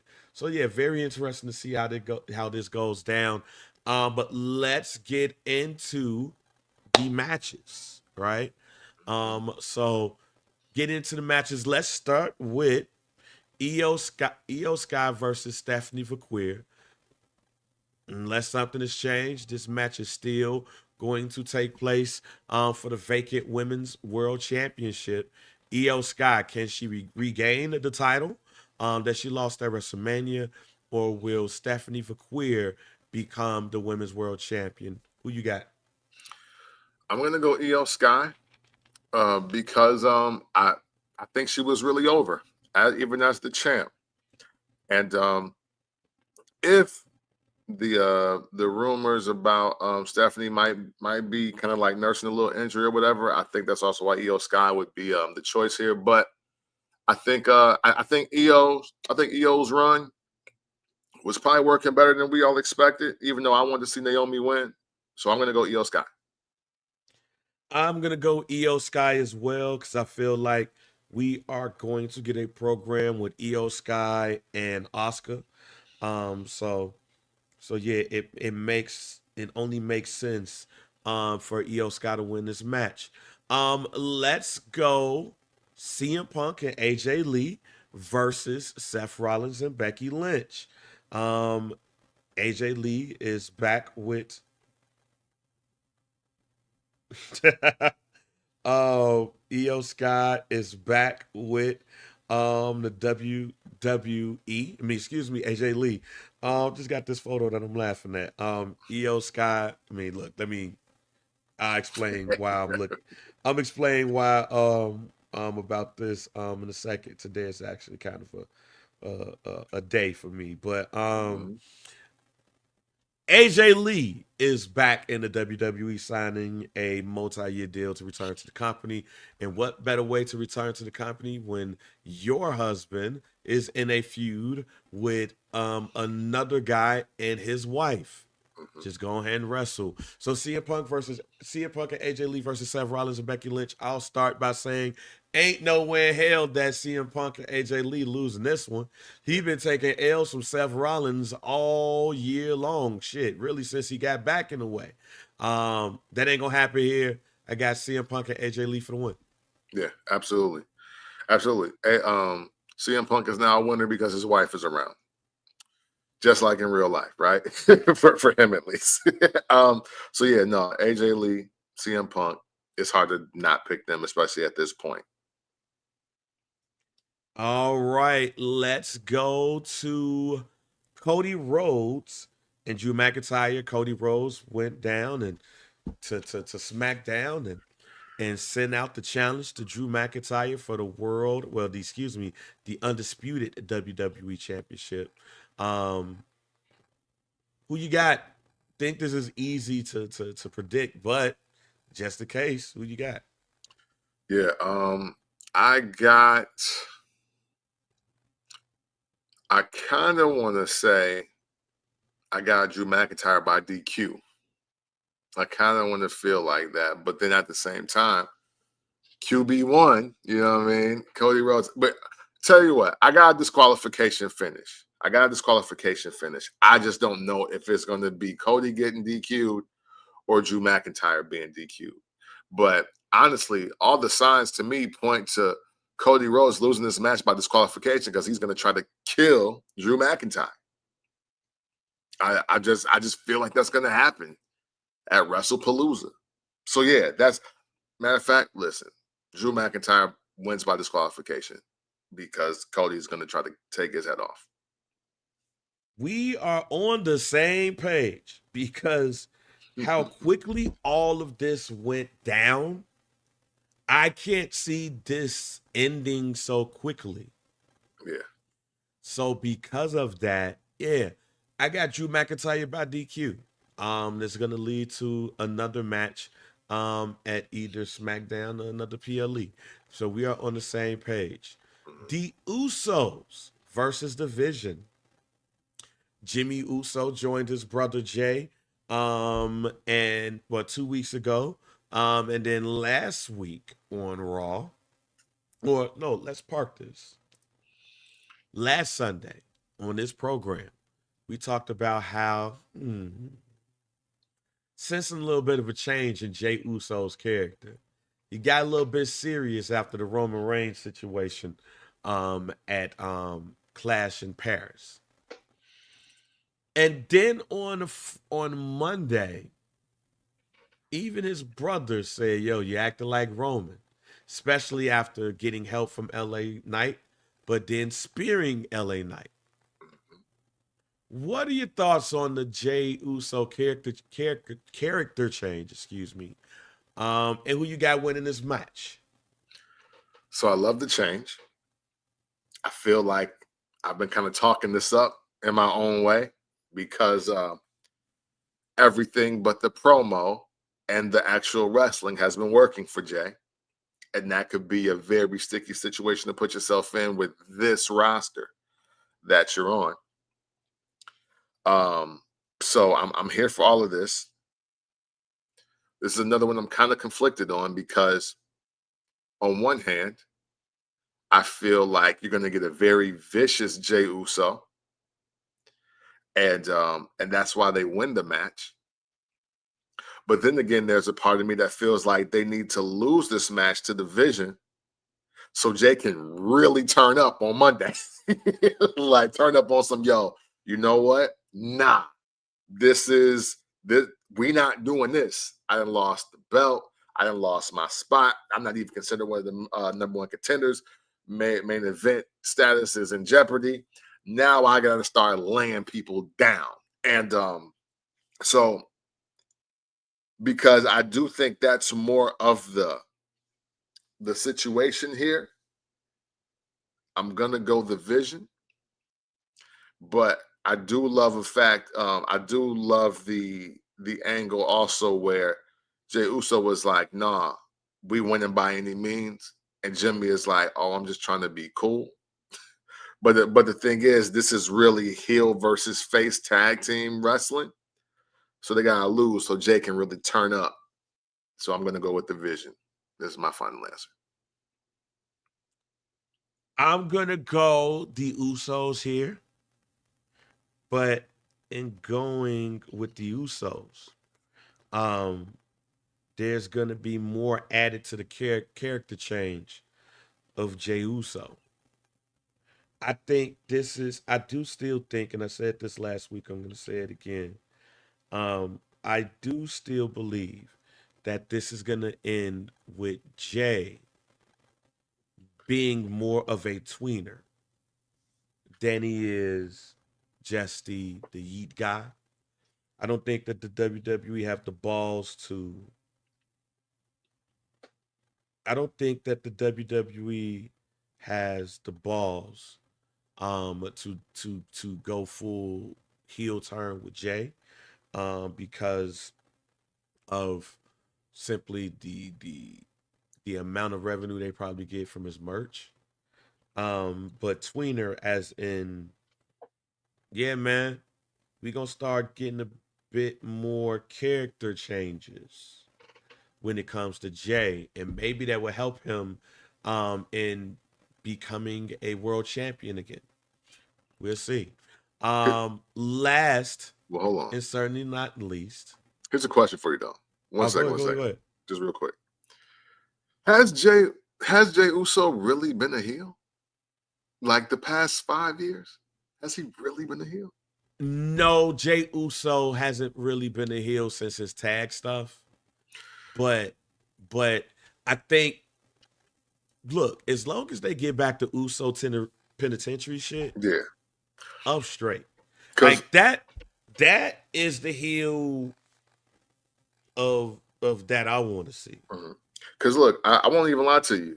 I feel like Jey Uso's who got the bloodline over on the face side. Like that first, I want to say it was that first trip to Madison Square Garden when he was just in line as the tribal chief. You know what I'm saying? I think that one, and the first time he came out there and was like, the bloodline is now in your city. And I was just like, oh, they cheering the hell out of this. I was like, is Jey Uso getting the bloodline over? And then because Roman Reigns was barely talking to that degree. So I think tweener Jey Uso has always been the one. I think he's too far gone in face territory, which is why we see what we see. So, but yeah, I was like, damn. I was like, I don't know if Jey Uso's really been a heel and if it's really worked. Because like you give them about 3 weeks of getting booed, and all of a sudden the Usos, everybody love them again. They're just two of the most lovable humans in wrestling ever. So, yeah, nah. That's why that needs to come back. Like, I don't need Jey Uso giving kids shades. Leave that to Bret Hart. But Bret Hart did eventually go heel. It's a fact. And say, fuck them American kids. On fire. That's my favorite Bret Hart. Yeah. Jey Uso, I'll structure it like this. Jey Uso got the bloodline over. Sami Zayn got us to care about Jey Uso. No, for sure. For sure. And to leave the bloodline. Yeah. I don't think people truly care about the bloodline. They cared about Sami Zayn. Which is why I still say this whole thing about Sami Zayn being everybody's little, that needs to stop there. Now we get to probably the main event of the night. We get to John Cena, Brock Lesnar. They've been at each other's head for 25 years. Looking at the package on on SmackDown, excuse me, where they even detailed that John Cena wrestled in the Indies for a little bit. I was shocked that did that because they never acknowledged Hulk Hogan before 1984. So it was always the same shit. Brock Lesnar came out there, slimmer but muscular, ripped his jeans. Still say he had too much stay flow in his jeans, and that's why they cracked and stuff. But what happens in this match? Do they do they let John Cena get over clean? Like, do we give a shit about, like, should I put the music on for this? Yeah, you know what? Yeah, I think this is Hold on. music worthy. Okay, let's go. So let me start over. Let me start over if this is the case. It is now time for Do We Care? The part of the show where we talk about things that we don't care about or should we care about. And in this case, we're going to be talking about John Cena versus Brock Lesnar at WrestlePalooza, the main event more than likely. We only got a handful of John Cena appearances left. So do we care about Brock Lesnar versus John Cena? 25 years of this. Man, I'm going to say no, because we know why John Cena is retired. And even though I believe he's going to give the greatest effort possible, I'm just tired of seeing the latter half of John Cena versus Brock Lesnar. There were other matches, I think, that would have been just greater swan songs, but this is a big part of his history, so I do get it. But to say I care, not at all. I'll be tuned in to the last 3 minutes with bated breath. Yeah, I don't care. You tried it. You tried it on Friday, but I don't care. Why? Like, what is the point of this? Like, I know what the point is from what Cena believes from a paying homage thing. Yeah. But no, I don't care. And what's crazier is I don't care about Brock Lesnar. It has none of that shit that y'all thinking about. Yeah. It's just the only time I care about Brock Lesnar is when he's unstoppable Brock Lesnar. Which basically means that I don't care about Brock Lesnar unless he got the belt. If it's just him wrestling people in one-offs, I don't give a shit. Why? Brock Lesnar is so boring without things. Without Paul Heyman. Without a belt. Without a purpose. Ain't no what his purpose is to destroy John Cena before he leaves. Yeah. Okay. The only time I like Brock Lesnar is when he got a belt or we got a purpose. And without either, it doesn't matter to me anymore. He's just a super part-timer. I've rather like to see John Cena wrestle somebody and get them over. Which is why I'm so pissed about this whole thing with Damian Priest. I feel like if there was one wrestler on the main roster that could have benefited from a program with John Cena, it would have been Damian Priest. Yeah. Especially after Damian Priest beat Drew McIntyre in that Hell in a Cell. Yeah. But I've never seen somebody fall so far so quickly with all of this opportunity around them. So I don't care about John Cena versus Brock Lesnar. In fact, here's something y'all gonna hear me say. The AEW All Out is supposed to be at the same day. I think around the same time. Skip the John Cena Brock Lesnar match and go watch whatever the hell is going on AEW. We don't care. There's no purpose in this. And you didn't even get any type of purpose directed to you on Friday because the fucking Ron Cena shit happened. And then his pants tore. And Russ, you right. Number 2 on that list is LA Knight. One of those two should be going up against Cena. And being able to really have Cena put his teeth into this feud. But yet, we getting a whole bunch of retreads. What? Is AEW gonna let Chris Jericho out of his contract real quick? But shit, watch the replay then, Russ. Like, watch that match. Don't watch the main event. Just watch that shit in this place. But, like, should we care about John Cena versus Chris Jericho? Like, should we care about should Kurt Angle come back and try to wrestle hell the whole no. time? I'm just saying, it's at this point where I'm like, why are we doing this? Yeah. No, listen, I'm with you. Where's the fucking Brooklyn Brawler at? Why don't we get John Cena versus Brooklyn Brawler? Brooklyn Brawler. John Cena versus Barry Horowitz or some shit.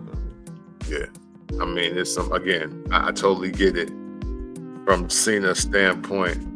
But yeah, I'm with y'all. Damian Priest, LA Knight, AJ Styles, Dominic Mysterio. I can list you 10 wrestlers that we could have done to avoid a lot of the shit that we've actually seen this summer from John Cena, but it is what it is. It is what it is. We got a double. And I got Brock Lesnar winning. Right, yep. I got Brock Lesnar winning too. So there's like, unless John Cena's about, look, here's a fun fact. If you want to call it this, who's the only wrestler in the WWE that you can say squashed Brock Lesnar?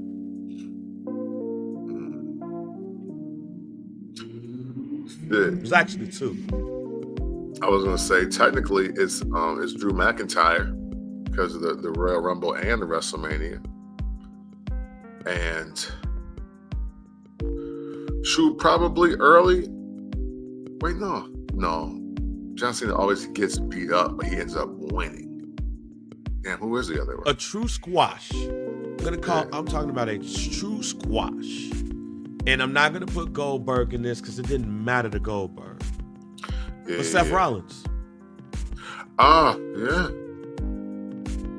Matter of fact, when he walked up on Brock Lesnar with that title in his face, like he didn't give a fuck who he was. With that whole let's get the match over with now shit. Yeah. And Seth Rollins came up in there and gave him the face plant and then went home the champ. I don't count the Goldberg shit in this situation. I don't count that one. I count the two that I just told you. And the reason why is because those two people got over. That's what a squash is supposed to do.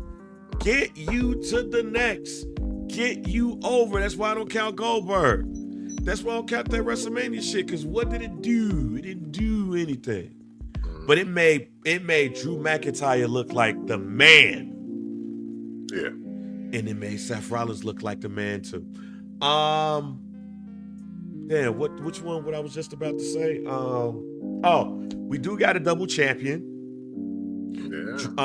In a prediction where we said it was gonna happen. Dominic Mysterio, with the help of El Grande Americano, has become the AAA Mega Champion, and he's the Intercontinental Champion. So does this mean that, like, what does this mean? Is he like the Western Hemisphere Champion? Like what is this? Because now he's the Intercontinental Champion, but he's the AAA Mega Champion, so he's the Mexican Heavyweight Champion. Ethan Page is the North American Champion. He wrestled for, like, what does this mean for, like, the regional championship landscape? But do we care about Dominic Mysterio being the AAA Mega Champion? We as Americans, no. But people as in Dominic Mysterio fans, hell yeah. Man, he's the superstar of the year now. Ain't no denying that. That's superstar of the year. So it don't matter if he do it in a different organization, different country, whatever. That's double down Dom. Double down Dirty Dom with the 2 belts. He did it, man. And he punked out his pops in the process. Yeah, man. I'm excited for Dominic Mysterio winning this belt. They just got to, like, what are we doing here about the way he be dissing his daddy, though? Like, he yanking his daddy. Put the belt on me, bitch. Like, damn. It don't happen to any Mexican family I know. Like, somebody Tio gonna come over there and smack the shit out of you. You don't talk to your poppy like that. Like, that's the only part that I'm like, yo, y'all say, man. But no, Dominic Mysterio, I care about this. If you are an American wrestling fan, you should care. I think this is very dope for Dominic Mysterio and the Judgment Day. And I hope that Dominic Mysterio defends that belt at WrestleMania in Vegas. Like, I really hope that happens. Shouts out to Dominic Mysterio. Yeah, this is dope. I love this. And maybe they'll do my Copa Eddie Guerrero joint, and Rey Mysterio says, in order for me to get this belt off of my son, let me go ahead and do this and get in the tournament. He wins it, and then at WrestleMania, we have a WrestleMania rematch of sorts. Dominic Mysterio versus Rey. But it is, God damn it, Russ, leave me alone. Stop taking my shit. It is a mask versus hair retirement match at WrestleMania. Let me throw my prediction out here. This is my guarantee. Rey Mysterio, in some way, shape, or form, becomes the #1 contender for the AAA Mega Championship during WrestleMania time. And at WrestleMania, Rey Mysterio puts his mask and career on the line versus Dominic Mysterio's hair and the AAA Mega Championship. That is your WrestleMania Night 2 match. Not main event, it's a match. Probably the match before the main event. Rey Mysterio puts his mask and his career on the line versus Dominic Mysterio's hair and the AAA championship at WrestleMania in Las Vegas. That's my prediction. Okay. Guarantee, if you will. There it is. Put the guarantee on it. Yeah. Oh my God, yuck. I don't want to see that, Damien. I'm sorry, I don't want to see. But I don't want to see Penta at all. So that's just you don't me. like Penta. Never mind me. You're not a Penta fan. Hey, let me ask you a question. Which one are you a fan? Less of a fan of? Mm-hmm. Penta or Johnny Wrestling? Oh, Johnny Wrestling always. Because at least Penta hitting the catwalk is kind of interesting. Just don't do it when people getting their ass whooped. You're supposed to be helping. You know what I mean? Like, that's all. Yo, he getting his ass whooped. No, I gotta get my shit off. Like, yeah, you know what I'm saying? Yeah, you know what I mean? It's like, get my shit off. But nah, I think that Penta will eventually become the AAA champion. Mm-hmm. I will say that again. I do feel like that's gonna happen eventually, but the saga between Rey and Dom is still there. Yeah. And to me, there's no better way. And I don't know if Rey Mysterio is near retirement or not. I feel like he is. But I don't think there's a better match. Because here's the thing. I don't think, and I will have to look, I don't believe that Rey Mysterio ever won the AAA championship, their main title. So I think there is something to them two wrestling and Dominic Mysterio getting his hair chopped off and losing his title. I think there's something to that. But I also do believe that there's something to, man, Rey Mysterio, he already in the WWE Hall of Fame. He's still wrestling, but maybe it's that time. So that's why, especially after seeing what I saw, how he basically yelled at his daddy to put that belt on him and how he was treating his ass and shit, and how Rey Mysterio, for some reason, is still exercising restraint. I can't put any match. I can't put 2 or 4 people in a match right now at WrestleMania, but Dominic and Rey in a mask, retirement, title, hair match. There's a reason why Dominic Mysterio wearing his hair the way that he wearing it. It ain't just because of Eddie Guerrero. It's for it to eventually get cut. Mm-hmm. It's for it to eventually get cut. So if that is the case, go ahead and do that at WrestleMania. Rey Mysterio puts his mask and his career on the line versus Dominic Mysterio, and Dominic put that hair and that title on the line. And it's a 50-50. Because is Rey going to retire soon? Is it his time? But that hair is designed to get cut. So let's cut it.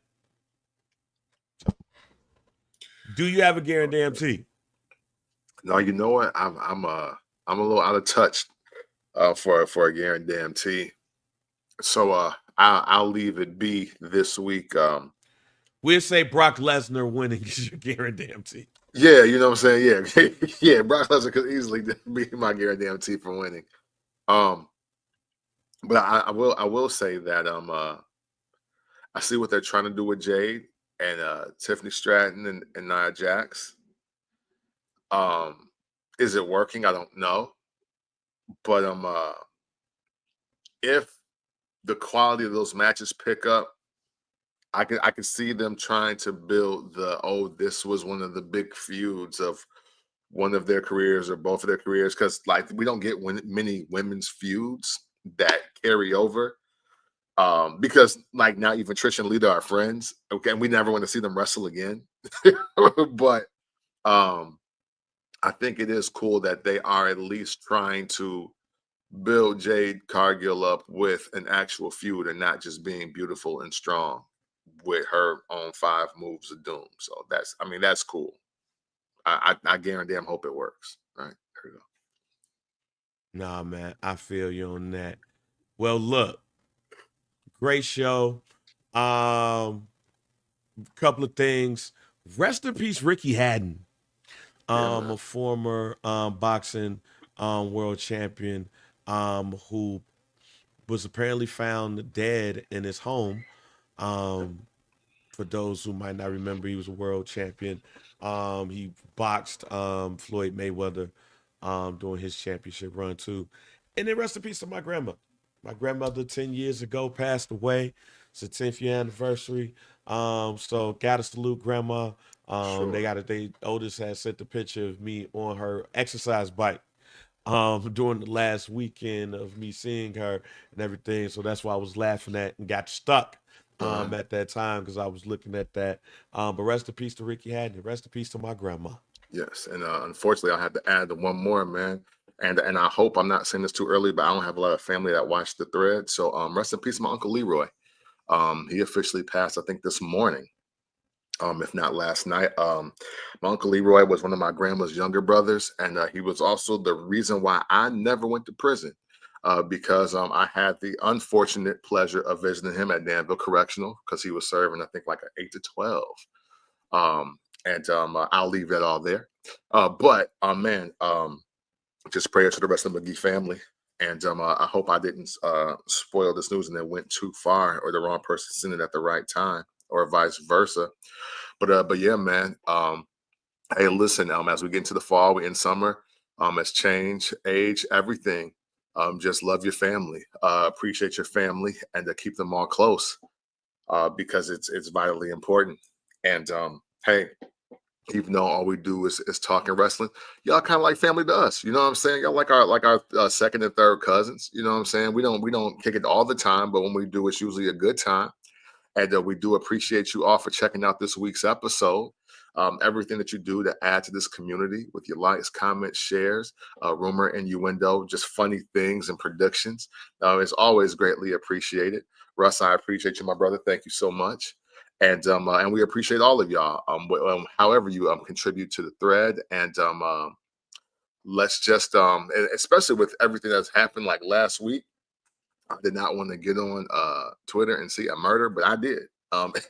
And so on top of that, like, man, keep your mental safe, man. Keep your mental safe. You know what I'm saying? Keep a lot of this noise and distraction, if you will. Keep your mind straight and on the right things, man. It's a crazy world out here, but we thank you all, and always remember, if you ever want to talk about wrestling in an unconventional way, you do so by checking out the First Black Champ podcast.